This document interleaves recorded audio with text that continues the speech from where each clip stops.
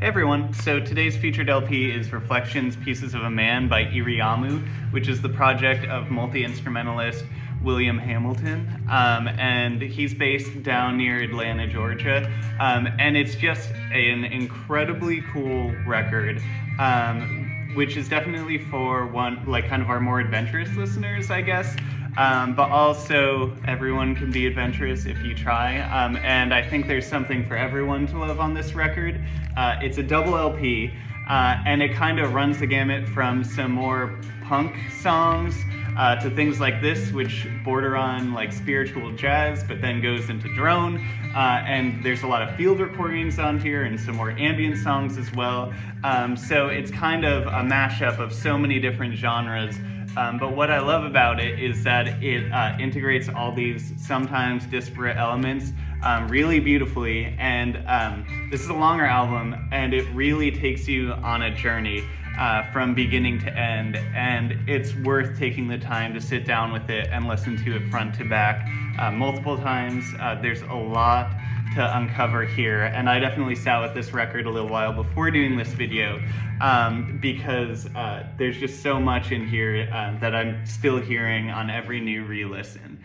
And we have a little something special today, which is that I sent a few interview questions over to Will, and he was kind enough to video his responses. So the next few slides are some questions I asked Will about the making of this album, and I hope you check it out. And we have a few copies of this record in store, so I hope some of you come grab it because yeah, like I said, it's a really cool record, and I think it's one that once people find out about it is gonna be something that people really want in their collections down the line. So yeah, so this record's really a feat in terms of all the disparate elements that flow together in a really natural way on this record. So did you outline the whole album before starting to work on it, or was it the kind of thing where you recorded a lot of ideas and then whittled it down to something so cohesive? So I'm not sure how every writer, composer writes or prepares for a new record, but I tend to work in themes.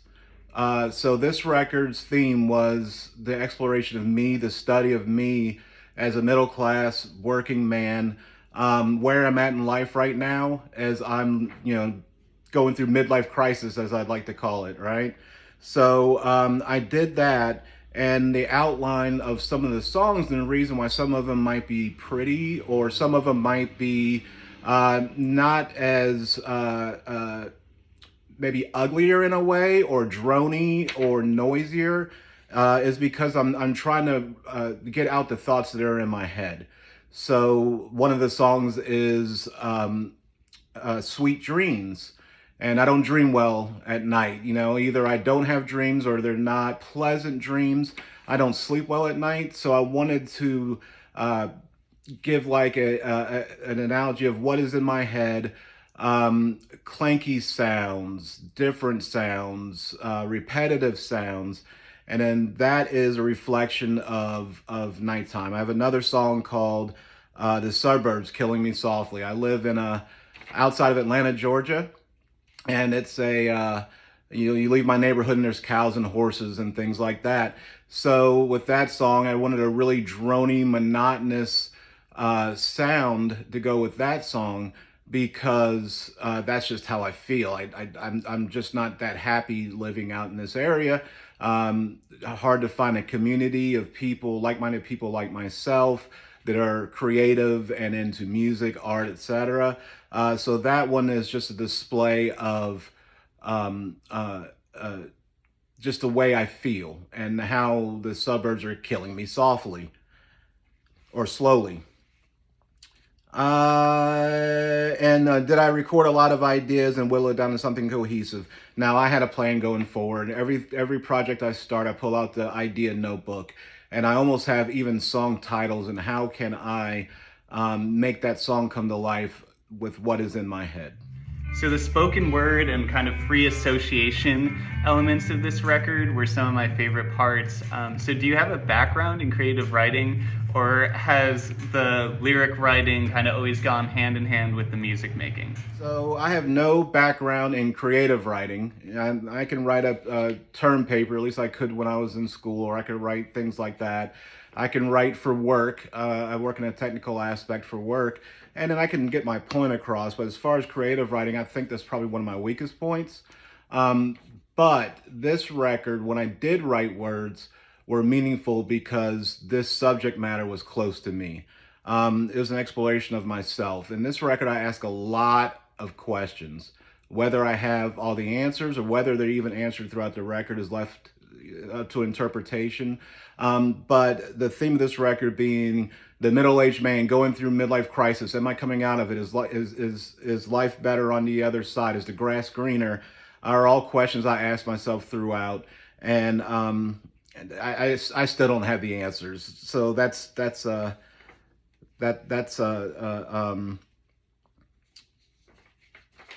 going into the end of the record, which you'll figure out that I really don't have all the answers. And does anybody have all the answers? Who knows?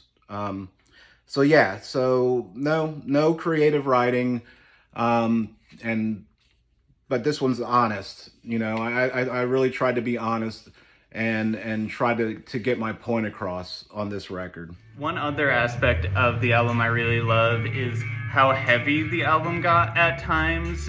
Like on Morse Code, it's clear that you have a love for a lot of different genres of music because you honestly do a really stunning job of kind of integrating them all so fluidly across this record. And was it an intentional effort on your part to make sure you represented your love for so many different genres?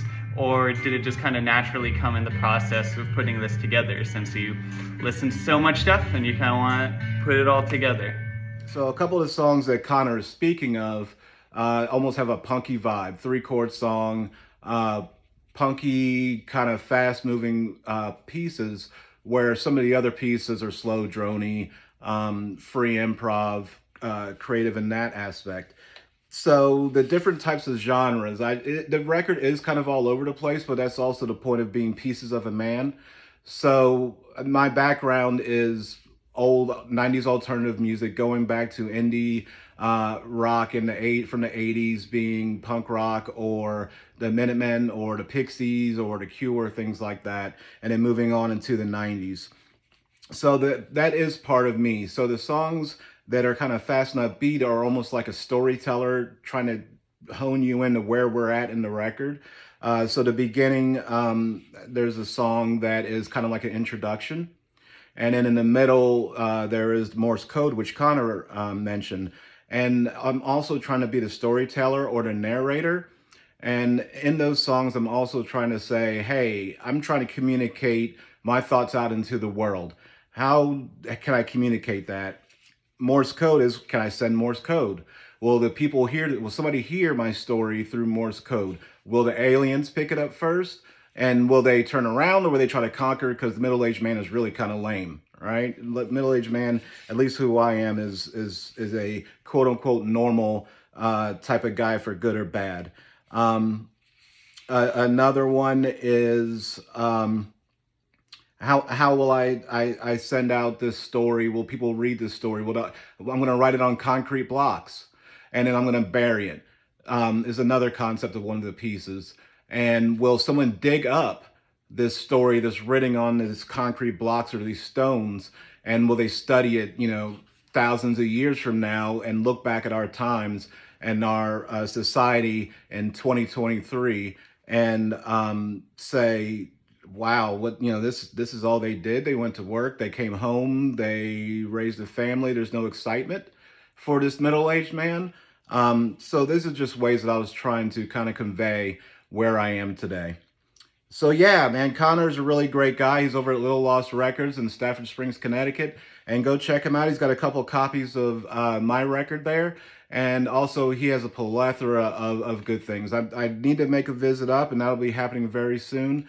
And Little Lost Records is a good place that keeps the musical community alive. And he's a very knowledgeable guy and into a lot of things. And I'm sure he can help you pick out something new or something different you've never heard before. So thanks so much, Again, I'm Will Hamilton, Iriamu, and thank you for watching this.